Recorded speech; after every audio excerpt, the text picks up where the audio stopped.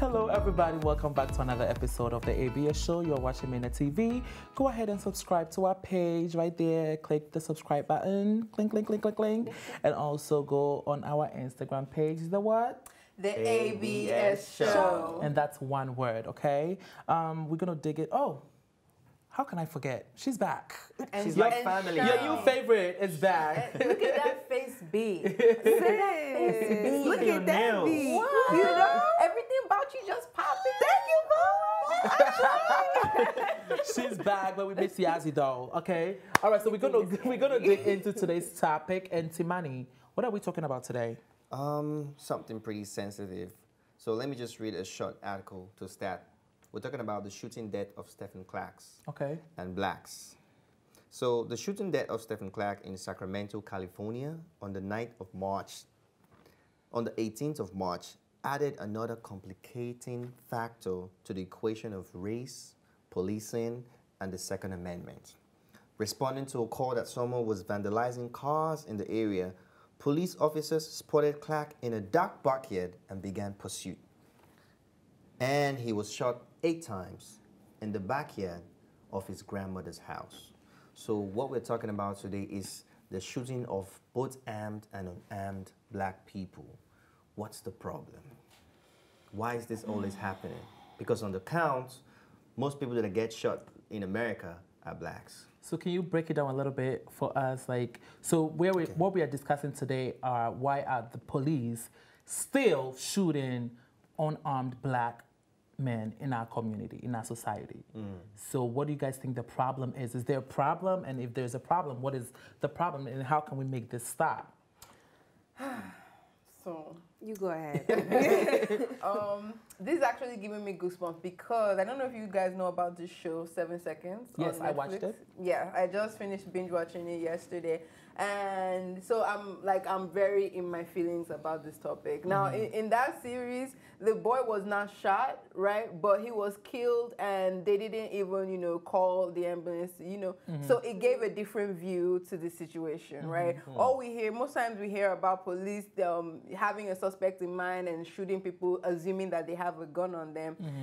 But this was just a boy that was just dying and they didn't bother, So I think it all boils down to the fact that basically what America is telling us very loudly is that black bodies are expendable. Not important. Yeah, black lives are, you can waste them and it doesn't matter. I think just a couple, last month, the Sterling Brown's case came back and they gave them not guilty. They're not firing them. Nobody's going to have any criminal charges against them for that. And Sterling Brown's was worse because he was selling CDs out of a store. There was footage. He was not doing anything at all. And they killed him. Can I be real? Yeah, please. I don't think America is accepting of black people, full stop. Forget what you see. You see Oprah, you see Jay-Z, you see P. Diddy.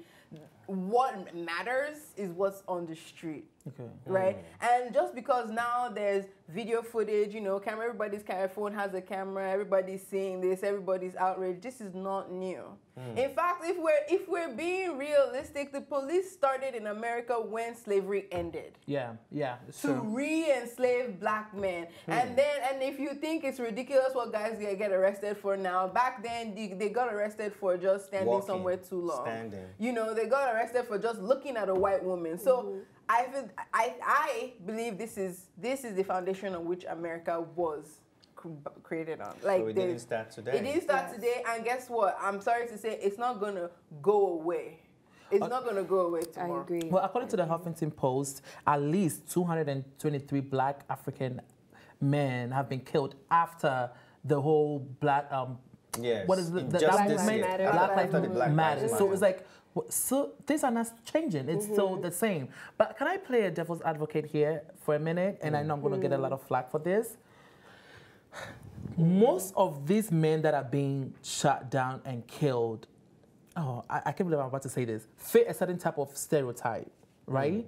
with the whole hoodie and sagging of the pants and in neighborhoods, you know, because they describe them as thuggish, you know, or stuff like that. Because I've never experienced it in my life. I've never experienced police harassing me or police stopping me or anything. So it got me thinking, is it because I don't fit that stereotype? Because I'm not in certain neighborhoods at a certain time, sagging my pants, looking like I'm suspicious. Is it because of that, or they just coming for us, or in general? Because sorry, go. Yeah.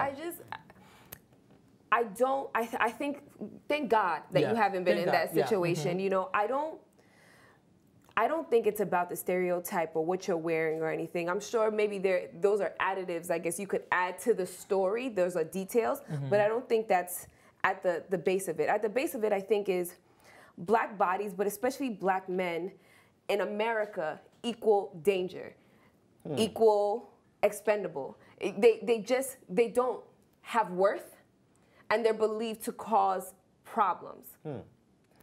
With that in mind, I think going back to the question when you're asking what is the problem, it's the belief.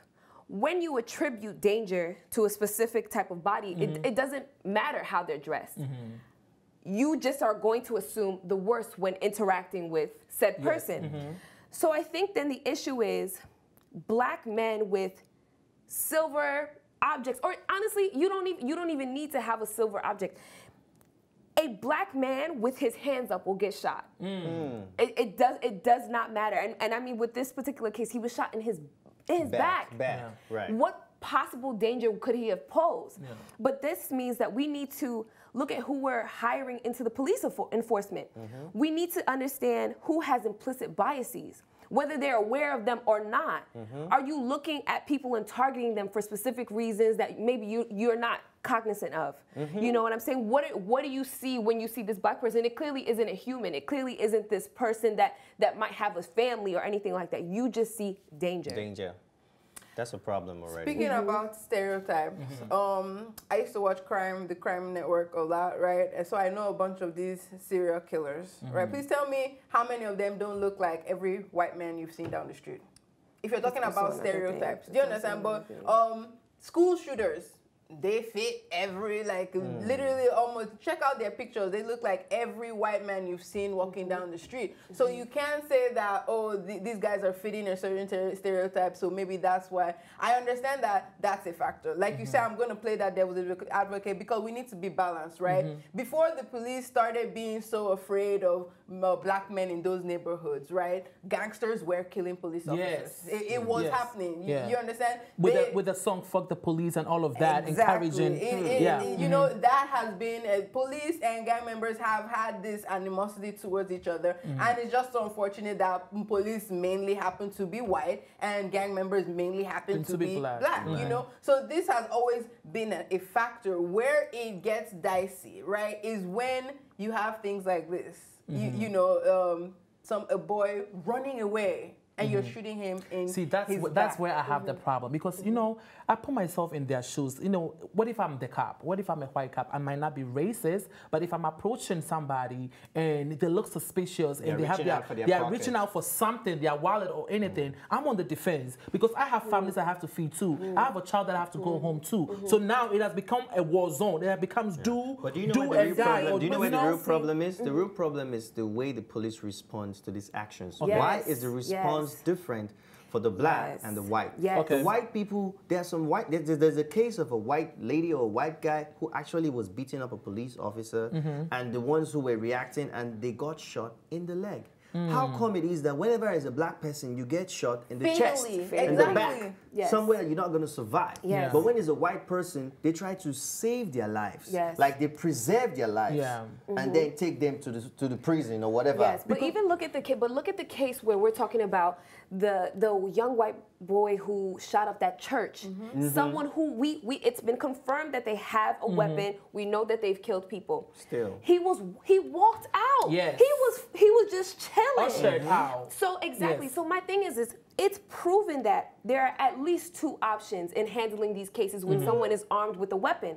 You can disarm them without killing them. Without killing them. But black men do not have an That option. They But It's to never die. get just that you, option. but to die, you just have to be killed. I mean, Stephon Clark is not even the latest story. I mean, you just 2 days ago In Brooklyn. in Brooklyn, There was another one. And someone that was a mentally Yes. challenged man. In fact, I'm taking a class, and this girl walked in an hour and a half late. She said it happened right at her corner. And this is a mentally challenged man that they know in the neighborhood. They walk in the deli, they buy him something to eat. He doesn't bother anyone. Anybody. He wasn't bothering anyone, and they get these suspicious calls, and they say he was running away. Like they were trying to cover it up. NYPD, they were trying to put different spins to it, but witnesses there say that he was screaming help. The guy, he's crazy, but he wants to live, and they shot him. They fired at him 18 times. Yes. Because some of the arguments were also that when they stop these men, they don't listen to what the cops are saying. So if the cop is saying freeze or hands up, but we've also seen videos where they are Hands listening up, to them don't shoot. And still they they get are still shot. shooting. Still get And shot. even if you're going to shoot, why shoot to kill? To kill. Why can't you?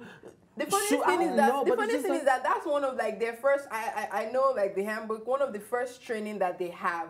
Fatally killing something is someone is their last. Is the last. It's the last resort. thing It's you the should last do. resort. Yeah. How could It's you the be using the last resort? Their first resort. What they're trying to do, if they can't disarm the person physically, they shoot to disarm. You know, they before it gets to fatally killing somebody, it has to be the last thing. Like Yes. either a civilian is like an innocent person is in trouble, then they will kill that person. But when their first answer is to fatally kill somebody, they're not even. If it was that they're shooting 300 black men's arms because they thought they were reaching for a gun, like That's that's understandable. fine. Like fine, shoot a man's hand off and let him tell you he doesn't have a gun. But they're killing them, and then afterwards they bring up mugshots.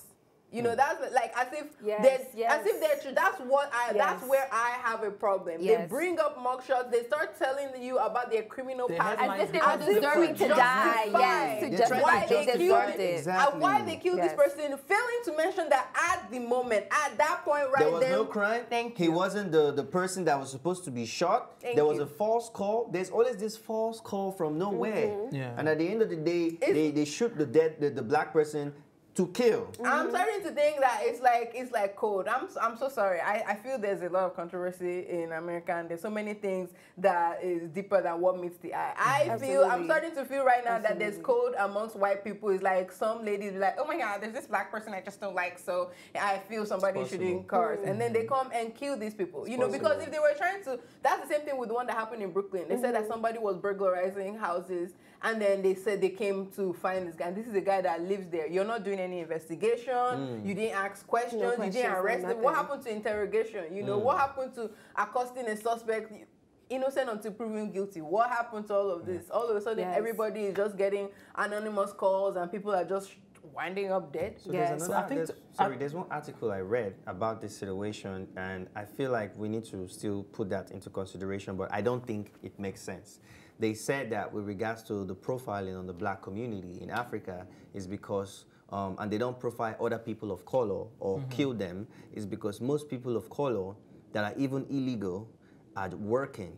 You see them in the deli, the grocery stores, and everything. But most of the black people are always loitered in the community, Who's doing hiring dangerous them? stuff and all that. No, I'm just saying that's what the article says. I don't Oh, you mean support who's it. hiring those black Yeah, people? like- Because they are applying to these jobs, Exactly. and Okay. they're not applying. They're not accepting them because of these. Some of these is because of these stereotypes. stereotypes. Yeah, they're saying because black people are not working, so they get desperate and find themselves doing dangerous things on the streets and all that.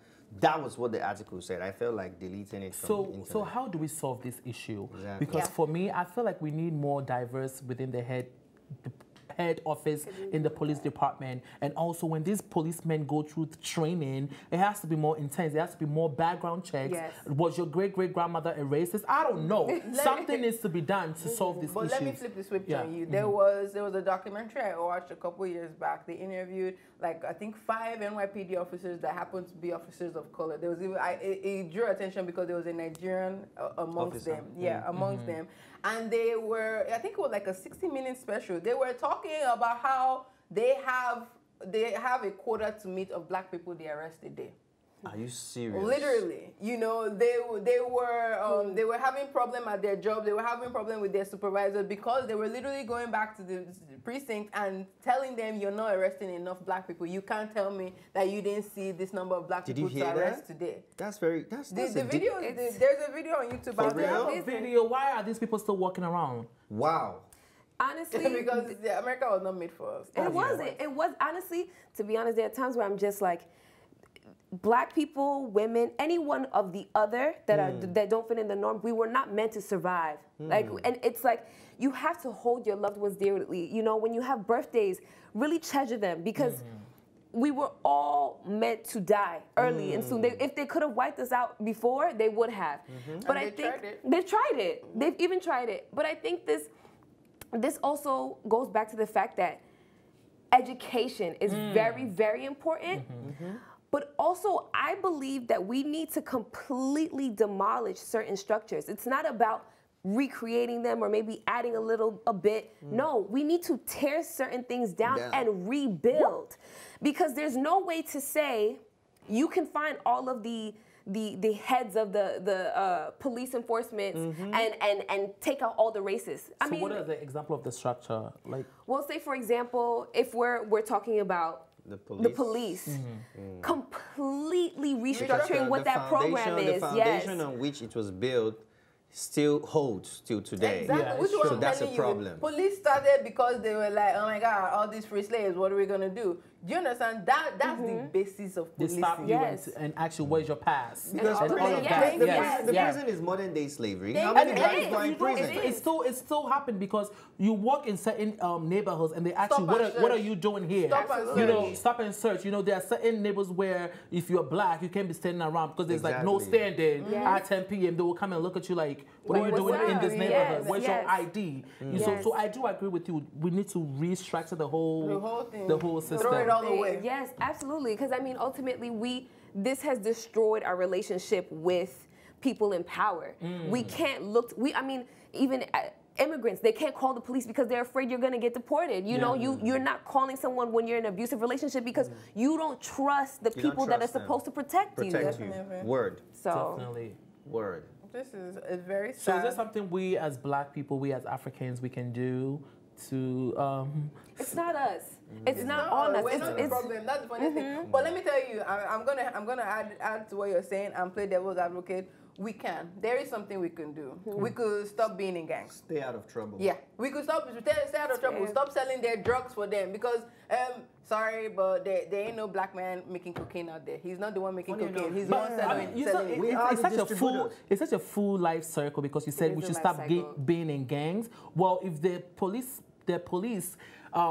stop killing these black men fathers, right? And now the sons have no father, right? So now they look at the street, they go to the street, and then they get raised by the street. So it's like it's a whole thing. So that's what I'm saying. We can break the cycle by you people are not doing anything now. Mentor some children. How about that? Mentor some 16-year-olds. You can mentor as well. I'm just saying, I mean, you're black men in society. Do you understand? You're a better role model. I'm going to. They already have a mother. Most of them already have a mother cuddling them, which is also part of the problem. Do you understand? Take up some 16-year-olds and be a mentor to them. Do you understand? Let them know that drug is not the only way. Thank you. That's how we can contribute to the problem. I feel like if we within ourselves, and even those black communities that are being stereotyped, like what? I mean, and think about it. Most of these communities, they know their gang members. They know the people in gangs. They know these people. Do you understand? They grew up with them. Have a talk, sit down, and be like, yo. How about we're so squeaky clean good that even the International Criminal Court is going to step in and be like, yo, I mean, these people did not hurt nobody. Why are you shooting them? The thing is, though, it's just not that easily clean cut because people, I mean, most of the time when people are getting into gangs, they have nowhere else to turn. First of all, it's like you want to get a job because you want to feed your family. You can't get one. People don't take you seriously because you don't have money to maybe dress yourself in the way that is that's acceptable. So then when you have nowhere to turn, you still need to eat, you still have bills. What's next? Whatever is quick money, whatever is going to accept you, and people find family in gang life, honestly, acceptance in gang life. So it's a matter of going back and turning down everything. We're making jobs accessible, education accessible, healthcare accessible. All of these things are necessary in order to dramatically restructure the way that Black lives are, going in general. I agree with you, because there was even a friend, you were talking about poverty. You can even have all you need and still not get the job. There was a friend, I'm not going to call her rename, but I'm going to use an example. Let's say her name was Anita Mitchell, right? And she said she went for an interview. She was more than qualified. And there were other ladies sitting down. There was a lady of color, a white lady, and herself. And then when the guy who was supposed to interview them came to the reception, what he said was, he went to the white lady and was like, "Hi, Anita, welcome." He just believed that because of the resume? Because of the resume. The resume was so good. So he they thought don't it look would at the belong black to the white person. Yeah. And she was like, "Actually, I'm Anita. You can go to hell. Give me my file. Thank you." Sad. She was upset and she left. The system is so broken. The system is not for us. So with that being said, we as Black people need to create our own system. Create our own system, stick together, because it's not for us. But let us know in the comments your thoughts on this topic. Bridget, once again, you killed it. You did an amazing job. We love you for being here. We love you for watching. So let us know in the comments if there are any other topics that you want us to discuss. We'll be so happy to do it. We are here for you. Until next time, this is the ABS Show. Bye. Thanks for watching. And if you liked this episode, don't forget to subscribe, like, and share. See you next time.